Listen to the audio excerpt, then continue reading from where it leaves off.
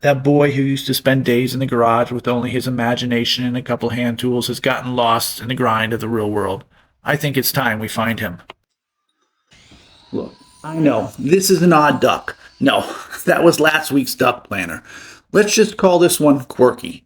And even if the little whimsical design element I add at the end isn't you or your style, you can still take the heart of this project, that live edge base, that technique, and turn it into a table, bookshelves, whatever you want. It's universal, it's easy, and it's 2x4s. But no one will know that if we do it right. And I get to play with fire. I shouldn't say that. I get to use fire in a responsible adult-like setting. And no, it's not Shao Sugiban. It's a live edge thing. We're going for a quick little shelf here. Think 18, 24 inches, 6.5 inches at the widest. We'll decide as we mock it all up.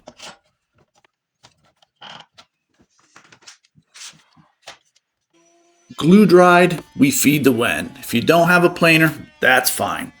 Do a better job than me on the GlueUp, and you don't need one. You can sand it right out.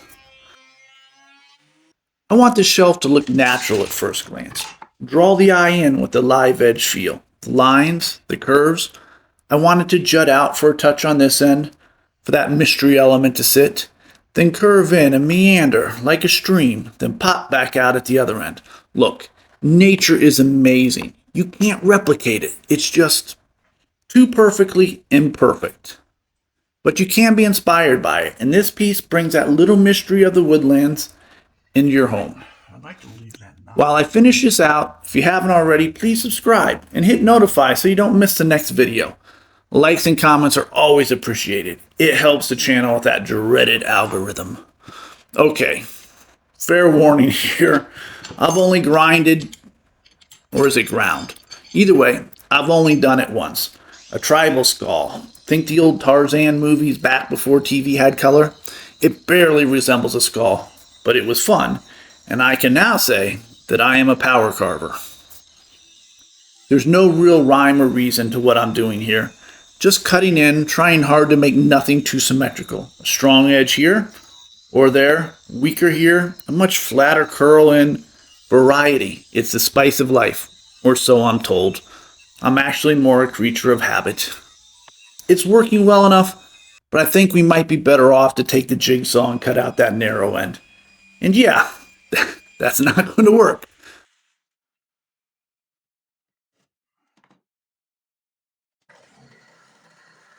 So the reciprocating saw comes out, and perfection. Keep an eye on the grinder. Make sure it doesn't vibrate off the table for me. Perfect.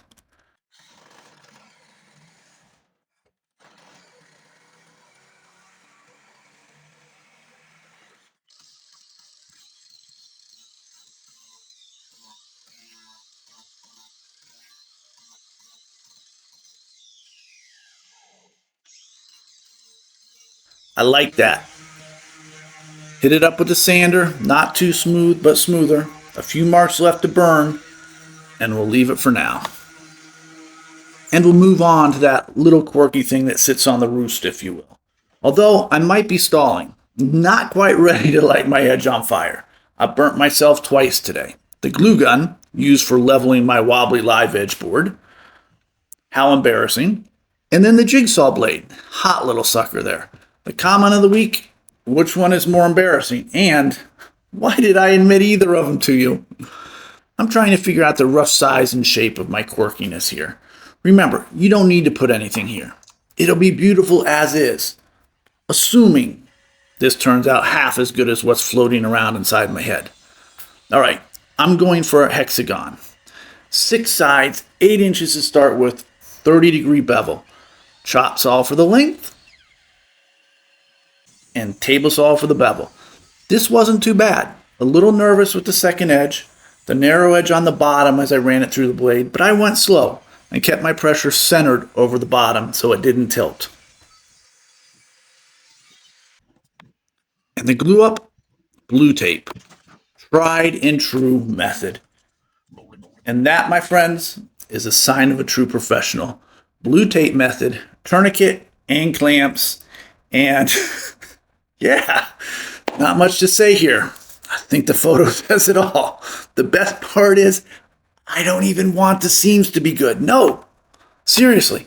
I want them to have some gaps in them. I even picked boards with chunks missing, gouges, and I just sometimes forget what I'm doing when I'm doing it.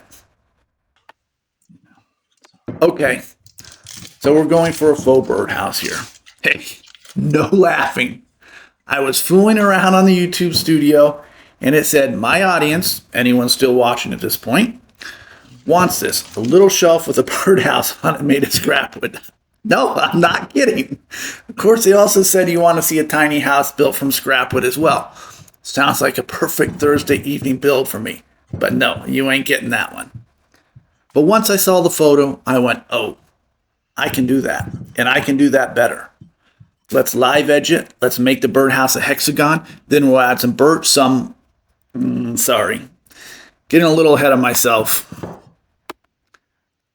I decide on the angle of the shed roof end. I have no way to cut it. I'm not feeling it on the table saw. I'm pretty sure the blade wouldn't get all the way through it, even if I was. The miter saw is just too small. I could hand cut it, but I don't know if I could do it straight. So I do what I do best and go back one step before going 2 steps forward. Taking a screwdriver out, I split it in 2. It splits easy enough. The glue never dried. I'm impatient. I don't know what else to say. But sometimes it pays to be impatient. Once in halves, I easily cut it on the miter saw. Perfection. Okay, fire. Safe place, concrete floor, swept floor, no sawdust, fire extinguisher nearby. Ignition. We are scorching just the faux live edge here, trying to give it a nice, deep, dark brown, hard edge. I've never done this before, but that's not going to stop me. That's the reason I started this channel, to find that innocent, naive maybe, spirit that used to do anything and everything without fear of what anyone thinks or failure. We used to do things just because we wanted to, because we loved them. It didn't matter if we were good at them or not. Most of us lost that along the way. Don't. And I like that. And the shop is still standing. I call it a win. Alright, this is where things go from woodworking to a little more arts and crafts. But first, a little walk in the woods. The back 40 to gather our supplies.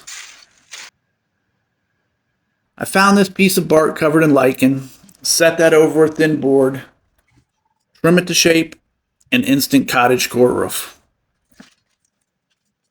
Twigs for the edge, because, well, why not? Plus, they cover my raw edge.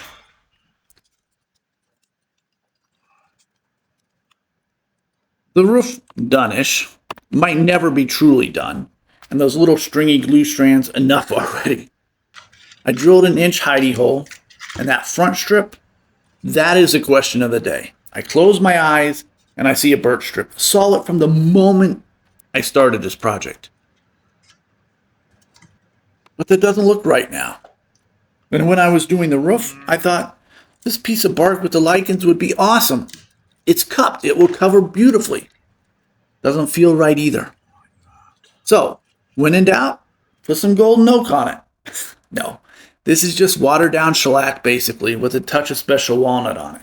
It dries fast, like real fast, and gives just a hint of color, accenting the beauty of the wood. No one's going to live in here, I get that, although it would be real cool if an awesome spider set up shop, but it looks like something might or could. And that's kind of the whole idea. A little hint of nature's magic, just a touch, hanging on your wall. Again, I know it's odd, it's quirky, and it might not be your thing, although YouTube told me it was, and if it's on the internet, it's real. But honestly, I think we nailed the raw edge look. You could throw anything on top you want. Leave it plain, add a candle, stash your keys. It's your shelf, make it yours. Quirky birdhouse, candle nook, key drop. What's your take on this little shelf? As you probably know, I love it. Look, I'm figuring this all out as I go. So if you're along for the ride, hit that subscribe button. It means a lot and you won't miss a thing. Thank you.